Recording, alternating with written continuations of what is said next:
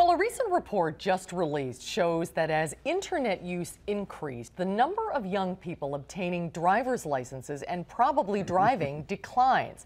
Automakers have known or suspected this for the past 5 years. It's gotten so troublesome to some car makers that General Motors just hired a consulting arm of MTV to find a way to appeal to youth. Our auto expert Matt Joseph's here to look into the matter. What do you think the cause of the problem is, Matt, and is it a problem? Well, that depends on your point of view. To the auto companies, it's definitely a problem. I think there are a lot of causes. The internet is really a method of communication, and a car is really a method of communication. I've said that for about 30 years. But we're seeing declines now, not dramatic, but even in people 35 to 39, over 30 years, they lost 0.1% a year in licensure. In younger people, it's dramatic. You're seeing declines of a third in 17-year-olds, almost a third, and so forth. Just miles driven. If you look at miles driven by people who are under 35, miles driven by people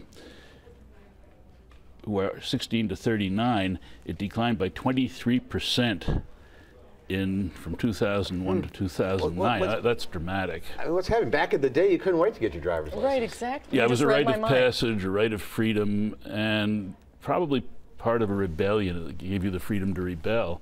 And now the rebellion is pretty much not driving, it seems, for a lot of people. Part of what happens is that people move into cities, and that in many cases means that they have disposable income to do that. But when they get there, they find they don't need a car. So oddly enough, they move to the city, but then they don't drive there. I think there's some other factors. The product has a lot to do with it. Although there's a chance to redesign automotive products, pretty much everything that can be done with existing designs has been done. We've had 120 years to do it.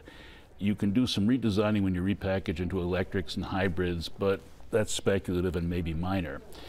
So what happens is you end up with a product that's mature, an industry that's mature, and then you add to that the fact that you have people who are in their 60s and 70s on the board telling people who are in their 40s and 50s in upper administration to tell middle managers who are in their 40s to design a product for young people.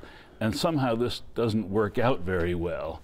The whole structure of the car companies is such that it doesn't really lend itself to designing youth products. In discussion, you mentioned the Scion XB. The youth car happens to be the one my wife and I drive. But You're not in your 20s and 30s. Not that I know of. It didn't work out really well that way. So you get attempts to bring on youth products, serious attempts in some cases, well-financed attempts, but not very effective as it turns out.